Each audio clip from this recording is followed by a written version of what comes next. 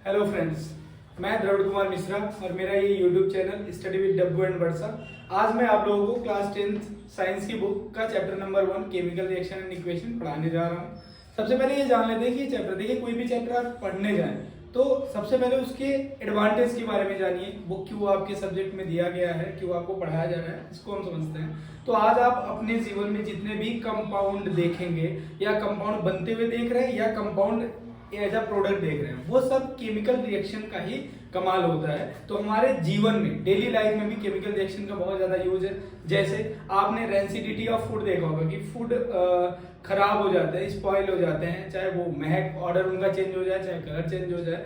और ऐसे ही आपने देखा होगा रस्टिंग ऑफ आयरन, एक बहुत ही कॉमन एग्जांपल है। तो ये सारी चीजें जो है वो केमिकल रिएक्शन के ही रिजल्ट्स हैं। तो आज हम इस चैप्टर को पढ़ने जा रहे हैं। सबसे पहले ये जान लेते हैं कि केमिकल रिएक्शन क्या होता है। तो chemical reaction, a chemical reaction as a process, एक तरह का प्रोसेस होता है इन विच वन और more reactants converted to one और मोर प्रोडक्ट। इसमें क्या होता है, दो या दो से ज्यादा रिएक्टेंट क्या होता है बेटा, जो रिएक्शन करता है। जैसे यहाँ पे कार्बन और ऑक्सीजन दोनों मिलकर एक रिएक्शन कर रहे हैं और CO2 बना रहे हैं, ठीक है ना।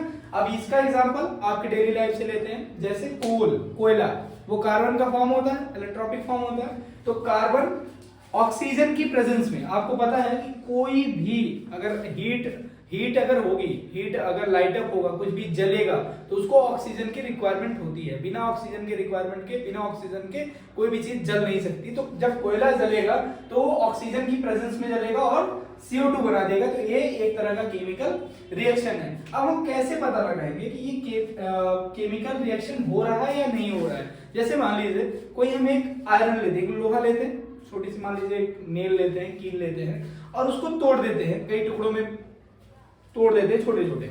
तो क्या उसकी केमिकल प्रॉपर्टी चेंज होगी? क्या वो ऑक्सीजन से रिएक्शन करेगा?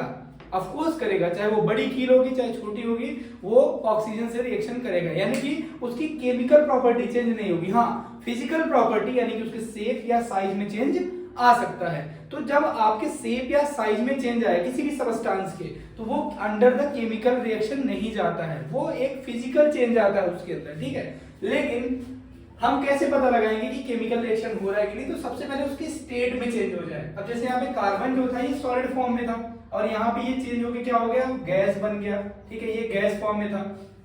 वैसे ही चेंज इन कलर में चेंज आ जाए, ठीक है, या उसके टेम्परेचर में चेंज आ जाए। कभी कभी होता है, देखिए दो तरह की अक्सर रिएक्शन में दो तरह की चीजें होती है, एक एक्सोथर्मिक होता है, एक एंडोथर्मिक होता है। अभी आपको आगे पढ़ाएंगे उसके बारे में कि एक्सोथर्मिक में हीट एनर्जी रिलीज होती है, एंडोथर्मिक में एब्जॉर्ब होती है। आगे चलते हैं। इवोल्यूशन ऑफ गैस, या कोई गैस का इवोल्यूशन हो जाए, ठीक है। अब आते हैं केमिकल इक्वेशन पे। देखिए अक्सर क्या होता है, मैंने यहाँ पे डिफिनीशन लिख दी है, आपके बुक्स वगैरह में जल्दी डिफिनीशन देते नहीं है और ये एग्जाम में पूछा जाता है। अक्सर पूछ लेते हैं व्हाट इज केमिकल इक्वेशन, तो उसमें आपको बताना होता है, ठीक है। तो केमिकल इक्वेशन क्या होता है? Representation of chemical reaction using symbols and formula of substance is called chemical equation. इसमें क्या होता है कि हर एक एलिमेंट्स के आपके एक सिंबल है, ठीक है। उस सिंबल, अब जैसे आप यहाँ पे लिखना था मुझे कि कार्बन ने ऑक्सीजन के साथ रिएक्शन किया और कार्बन डाइऑक्साइड बना लिया। अब ये बहुत ही लेंथी, इतना लंबा हो गया ना। अगर हम इसी को, इसके सिंबल, जैसे कार्बन का सिंबल C होता है, ऑक्सीजन का O होता है, और चूंकि ये गैस के फॉर्म में होता है तो O2 हमने लिखा है और दोनों मिलकर CO2 बना लिए। तो यहाँ पे हमने क्या किया, बहुत ही शॉर्ट कर दिया इसे, ठीक है। तो केमिकल इक्वेशन कुछ नहीं होता, इसके जो वर्ड के फॉर्म में रहता है इसी को हम सिंबल के फॉर्म में रिप्रेजेंट कर देते हैं, वही होता है केमिकल इक्वेशन। यहाँ पे आपकी डेफिनेशन लिखी हुई है और ये सारी चीजें मैं आपको PDF में भी देता हूँ, तो आप वहां से डाउनलोड कर सकते हैं, ठीक है। फिर आता है बैलेंस्ड केमिकल इक्वेशन पे। अब देखिए कोई भी रिएक्शन होगा ना तो उसमें कितने नंबर ऑफ एटम, आप अभी तो आप क्लास 10 की ये चीजें पढ़ रहे हैं, जब कभी आप 12th में जाएंगे, लेबोरेटरी में जाएंगे अपने केमिस्ट्री लैब में, तो वहां पे आपको जब रिएक्शंस करने होंगे तो वहां पे आपको नंबर ऑफ एटम्स निर्धारित करने होते हैं। और ये बहुत ही जरूरी होता है कि कितने नंबर ऑफ एटम्स मिलकर के कैसे मिलेंगे आपस में और किस तरह का प्रोडक्ट बनाएंगे। तो जब तक कोई भी इक्वेशन, कोई भी केमिकल इक्वेशन बैलेंस नहीं होगा तब तक हमें उसके बारे में पूरी तरह की इंफॉर्मेशन नहीं प्राप्त होगी, ठीक है। तो हम बैलेंस केमिकल इक्वेशन के बारे में जानते हैं। तो what is balance chemical equation? तो when the number of atom of reactant is equal to the number of atoms of product is called balanced chemical equation। जैसे यहाँ पे जिंक है, जिंक ने रिएक्शन किया सल्फ्यूरिक एसिड से H2SO4 से, ठीक है। और यहाँ पे ZnSO4 और H2 बना दिए। अब यहाँ पे नंबर ऑफ एटम्स काउंट करिए, जिंक का एक एटम, यहाँ पे भी जिंक का एक एटम, यहाँ पे SO4 इसका भी देखिए एक ही है, और H2 जो है इसके दो एटम हाइड्रोजन के, और यहाँ भी दो एटम। एक्चुअल में होता क्या है, यहाँ हाइड्रोजन गैस रिलीज होती है। अब आते हैं यहाँ पे, आयरन रिएक्शन कर रहा है वाटर से, वाटर में आयरन को डाल दिया और ये Fe3O4 बना दिया plus H2 hydrogen gas release किया, लेकिन यहाँ पे नंबर ऑफ एटम बैलेंस नहीं थे। तो यहाँ पे देखिए हमने 3 आयरन के एटम्स लिए और 4 वाटर के लिए, और यहाँ पे मॉलिक्यूल्स लिए, और यहाँ पे Fe3O4 और 4H2 यानी कि 4 मॉलिक्यूल ऑफ गैस रिलीज हो गए। तो ये पूरा हमें उसके बारे में डेप्थ देता है कि हाँ कितने नंबर ऑफ एटम्स मिलकर कितने प्रोडक्ट बनाएंगे और कितने नंबर ऑफ एटम्स उस प्रोडक्ट में होंगे। अब टाइप्स ऑफ केमिकल रिएक्शन पे आते हैं, आपका next topic types of chemical reaction. Actually हमारी जो बुक में दिया वो 5 तरह के केमिकल रिएक्शन के बारे में दिया है, अब उसको हम आगे आपको पढ़ा देंगे, लेकिन अभी आप नाम जान लीजिए कि कॉम्बिनेशन रिएक्शन होता है जिसमें 2 रिएक्टेंट मिलकर एक प्रोडक्ट बनाते हैं। डिकम्पोजिशन रिएक्शन होता है जिसमें एक रिएक्टेंट से 2 प्रोडक्ट बनते हैं, ठीक है, वो टूटता है। डिस्प्लेसमेंट रिएक्शन होता है, इसमें मोर रिएक्टिव एलिमेंट जो होता है वो लेस रिएक्टिव एलिमेंट को उसके कंपाउंड से डिस्प्लेस कर देता है और खुद उस कंपाउंड के साथ प्रोडक्ट बना लेता है। डबल डिस्प्लेसमेंट में क्या होता है, इसमें आयन का एक्सचेंज होता है, 2 कंपाउंड आपस में आयंस का एक्सचेंज करते हैं। और 5वां जो है वो ऑक्सीडेशन एंड रिडक्शन रिएक्शन होता है, ये हमारी डेली लाइफ में बहुत ही ज्यादा इंपॉर्टेंस रखता है, ठीक है। तो चलिए, हमने भी आपको 5 टाइप्स ऑफ केमिकल रिएक्शन बताए थे, जिनमें से पहला केमिकल रिएक्शन हम बताने जा रहे हैं आपको कॉम्बिनेशन रिएक्शन। इसमें क्या होता है बेटा, when 2 or more than 2 reactants forms a single product। इसमें होता है जब 2 या 2 से ज्यादा रिएक्टेंट मिलकर एक सिंगल प्रोडक्ट बनाते हैं तो उसे हम कहते हैं कॉम्बिनेशन रिएक्शन, ठीक है। कंबाइन हो रहा है ना, जैसे यहाँ पे देखिए कैल्शियम ऑक्साइड वाटर के साथ रिएक्शन करेगा और बनाएगा क्या, स्लैग लाइन, ठीक है ना, और इसमें हीट एनर्जी इवॉल्व होती है, इसीलिए इसे हम एक्सोथर्मिक रिएक्शन भी कहते हैं, ठीक है। थोड़ा सा ये जान लीजिए कि एक्सोथर्मिक रिएक्शन होता क्या है, reaction in which energy is release, जिस भी रिएक्शन में एनर्जी रिलीज होती है उसे हम एक्सोथर्मिक रिएक्शन कहते हैं। फॉर एग्जांपल, जो हमारे अंदर जो हम खाना वाना खाते हैं, जो हमारा फूड प्रोडक्ट जो है वो जब टूटता है तो एनर्जी रिलीज होती है, जैसे ग्लूकोज C6H12O6, ठीक है, इसका फार्मूला होता है, आप इसे याद भी कर लीजिए क्योंकि कई बार आपके पेपर में ये पूछा भी गया है। जब ऑक्सीजन के प्रेजेंस में इसका ब्रेकडाउन होता है तो यहाँ पे CO2 निकलता है, हम रिलीज करते हैं CO2, ठीक है, वाटर और एनर्जी रिलीज होती है, ठीक है, मतलब एनर्जी हमें मिलती है। इसे हम रिस्पिरेशन भी कहते हैं, जब सांस लेते हैं तभी तो होता है ना, ऑक्सीजन हम इनटेक करते हैं, कार्बन डाइऑक्साइड बाहर निकालते हैं। दूसरा जो एक्सोथर्मिक रिएक्शन का एग्जांपल है वो decomposition of vegetable matter into compost. जो आप कूड़ा जैसे कि सब्जी के छिलके वगैरह जो आप फेंक देते हैं वो डिकम्पोज कर दिया जाता है बैक्टीरिया के कारण, और वो कंपोस्ट में बदल जाता है, खाद के रूप में बदल जाता है। इसको हम इन्वायरमेंट चैप्टर में भी, आपका आगे आने वाला चैप्टर इन्वायरमेंट आपकी बुक में दिया है साइंस के, उसमें भी हम इसे देखेंगे। दूसरी तरह का जो रिएक्शन है वो है बेटा डिकम्पोजिशन रिएक्शन। अभी आपने कॉम्बिनेशन रिएक्शन में क्या पढ़ा कि जब 2 रिएक्टेंट मिलकर एक सिंगल प्रोडक्ट फॉर्म करते हैं, ठीक है, तो हो गया कॉम्बिनेशन। डिकम्पोजिशन में जस्ट अपोजिट हो जाएगा, इसमें एक रिएक्टेंट से 2 प्रोडक्ट बनेंगे, एक रिएक्टेंट टूटेगा और 2 प्रोडक्ट बनाएगा, और वो हमेशा याद रखिएगा कि वो एंडोथर्मिक होगा, मतलब उसमें एनर्जी की रिक्वायरमेंट होती है, रिलीज नहीं होता है। जैसे लाइमस्टोन, ठीक है, कैल्शियम कार्बोनेट, जब ये टूटेगा, जब हम इसे हीट करेंगे ये टूटेगा तो ये क्विकलाइम यानी कि कैल्शियम ऑक्साइड और CO2 होगा ये, ठीक है, CO2 में ये कन्वर्ट होगा।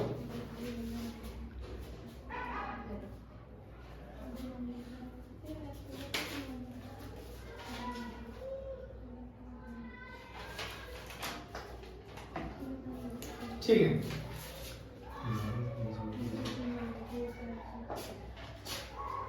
अब आते हैं आगे। अब इनके कुछ यूज देख लेते हैं। इस डिकम्पोजिशन रिएक्शन का यूज क्या है, तो सबसे पहले ये इंडस्ट्री वगैरह में यूज होता है, ठीक है, मैन्युफैक्चरिंग के लिए, सीमेंट के मैन्युफैक्चरिंग के लिए खासकर यूज होता है। फिर ये 2AgBr, ये सिल्वर ब्रोमाइड जो होता है, ये क्वेश्चन आपके बहुत बार एसएससी में भी पूछ चुका है, और कई बार आपका जो एंट्रेंस एग्जाम्स होते हैं, आप अगर 12th के बाद जब भी एंट्रेंस एग्जाम वगैरह देंगे तो उसमें भी ये साइंस एंड टेक वाले पोर्शन में पूछ लेता है कि ब्लैक एंड व्हाइट फोटोग्राफी में कौन सा कंपाउंड यूज होता था, तो ये होता है, तो ये AgBr यानी कि सिल्वर ब्रोमाइड। ठीक है, यहाँ थोड़ा पास लिखिए। ठीक है, सिल्वर ब्रोमाइड को अगर सनलाइट की प्रेजेंस में, कभी आपके उसमें बुक में दिया भी है कि चाइना डिस्क पे रख के सनलाइट के प्रेजेंस में उसको रख देंगे तो उसका जो चेंज कलर है वो चेंज हो जाएगा। तो यहाँ पे सिल्वर और ब्रोमीन अलग हो जाता है। ठीक है, डिकम्पोज हो जाता है। ये कहाँ यूज होता है? Use in black and white photography. ठीक है, और अब थोड़ा जान लेते हैं इंडोथर्मिक रिएक्शन के बारे में। इंडोथर्मिक रिएक्शन होता क्या बेटा?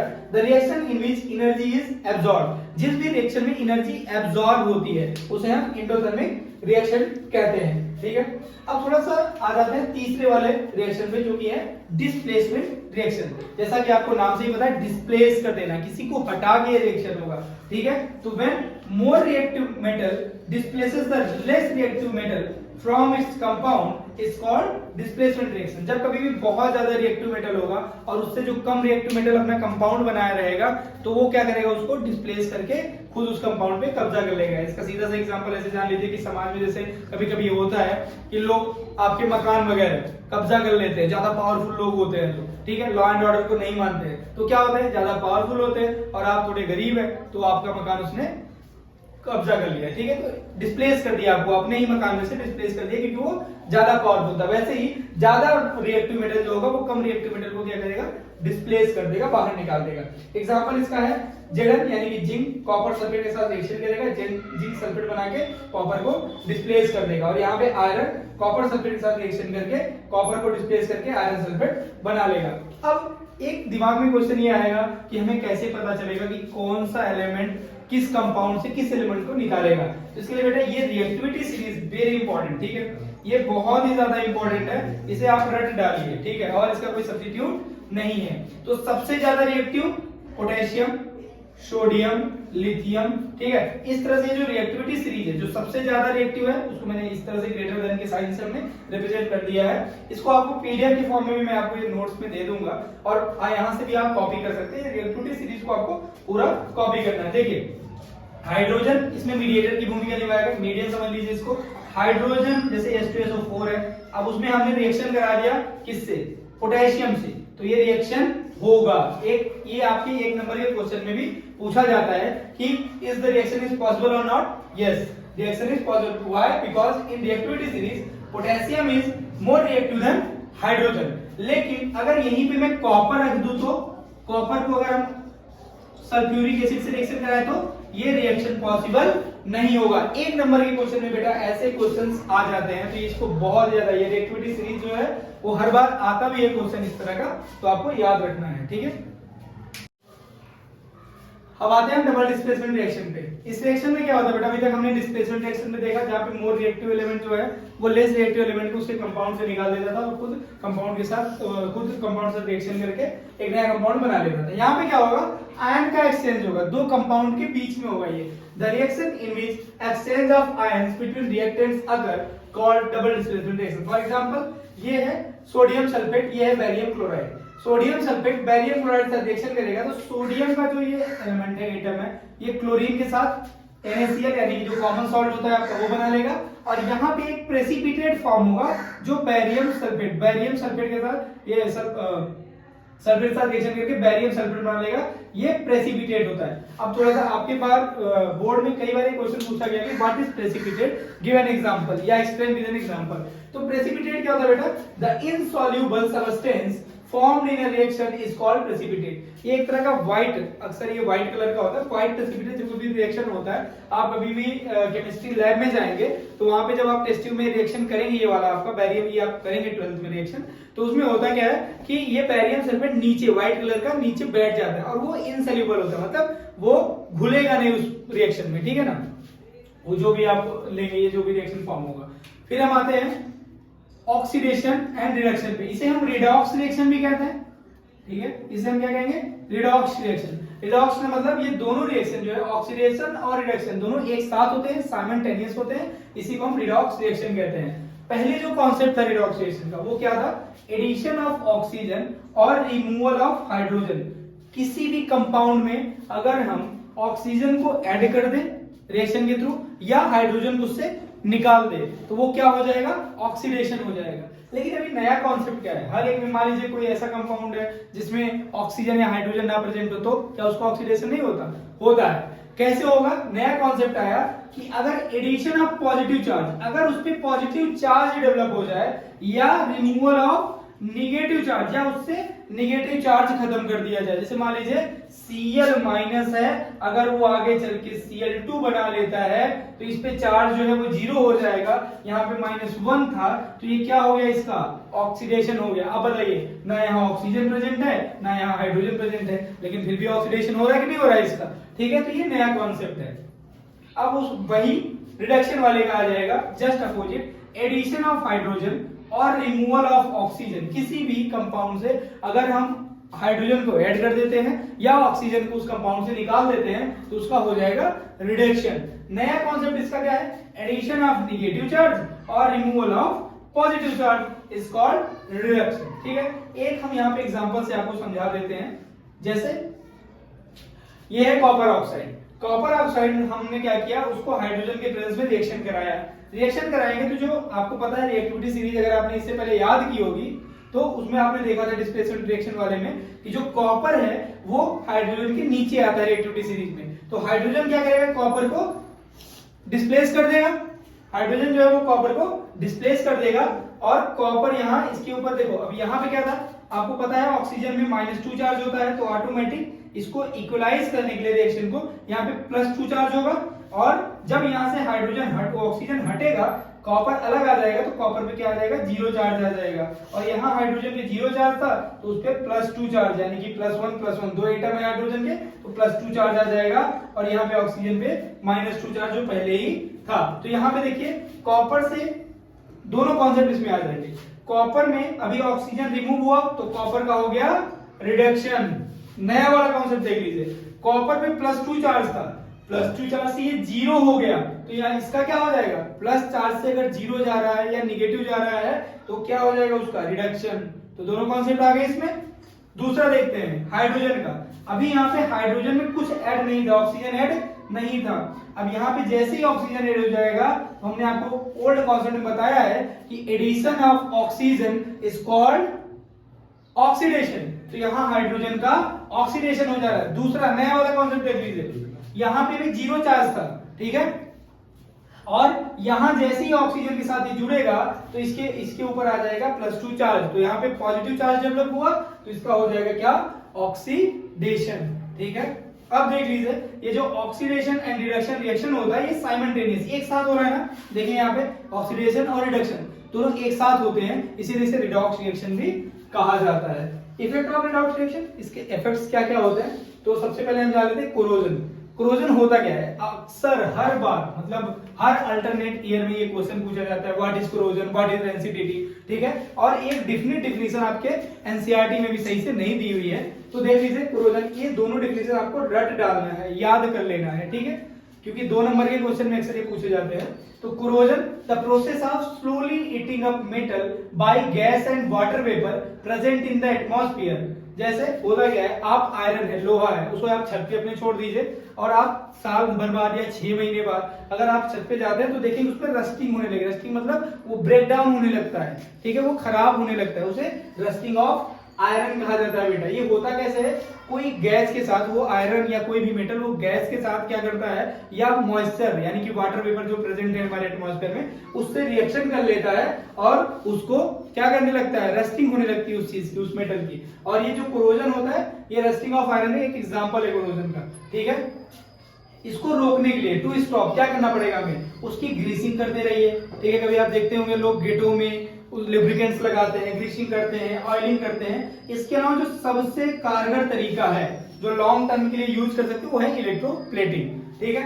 अब दूसरा आते हैं रेंसिडिटी पे। रेंसिडिटी क्या होता है बेटा, कभी आपने देखा होगा मम्मी ने बहुत अच्छी पनीर बनाई, ठीक है, और आपने उसको फ्रिज वगैरह में नहीं रखा तो क्या हो जाता है, खराब हो जाता है, महकने लगता है, ठीक है, उसका ऑर्डर यानी कि महक चेंज हो जाती है। कभी आप देखिए चिप्स लाए आप मार्केट से, ठीक है, खुली वाली चिप्स, और वो आपने रख दिया, अगले दिन आप देखते हैं उसका जो स्वाद होता है वो चेंज हो जाता है, जो टेस्ट होता है चेंज हो जाता है। क्यों होता है, क्योंकि वो रेंसिडिटी डेवलप हो जाती है उसमें। रेंसिडिटी क्या होता है बेटा, condition produced by aerial oxidation. Aerial oxidation मतलब जो आपके एटमॉस्फेयर में एयर प्रेजेंट है वो ऑक्सीडाइज कर देगा, ठीक है, ऑक्सीजन के साथ रिएक्शन कर लेता है, of unsaturated fat present in foods and other products marked by unpleasant order and flavour. अब ये देख लीजिए थोड़ा सा कि अनसैचुरेटेड फैट प्रेजेंट मतलब जो तेल से बनी हुई चीजें होंगी वही खराब होती हैं, ठीक है ना, और उसमें खराब हो गई इसको पता कैसे लगाएंगे, तो एक तो उनका ऑर्डर यानी कि उसकी स्मेल चेंज हो जाएगी और दूसरा उनका फ्लेवर यानी कि टेस्ट वगैरह ये सब चेंज हो जाते हैं, ठीक है ना। अब इसको कैसे स्टॉप करेंगे, अगर इसको हमें रोकना है, वैसे तो ज्यादा दिन तक हम इससे बचाकर नहीं रख सकते, लेकिन फिर भी आपने कभी देखा होगा जो चिप्स की पैकेट आप लेते होंगे 10 रुपए का, इतना मोटा पैकेट आता है, लेकिन उसमें चिप्स कितने निकलेंगे, इतनी, तो उसमें बाकी चीजें क्या भरी रहती, वो नॉन रिएक्टिव गैस जैसे कि नाइट्रोजन भरी रहती बेटा, ताकि वो एरियल ऑक्सीडेशन ना करे, और क्योंकि नाइट्रोजन जो होता है वो इनर्ट गैस में आता है, वो रिएक्शन नहीं करता है, तो वो बचाया जा सकता है। तो और इसके अलावा आप रेफ्रिजरेटर वगैरह में, फ्रिज वगैरह जो आपके घर में है उसमें भी आप मतलब ठंडी जगह पे सामान को रखेंगे तब भी वो खराब नहीं होगा। तो ये आपका चैप्टर है। थैंक यू सो मच, और मेरे चैनल को लाइक और सब्सक्राइब जरूर करिएगा।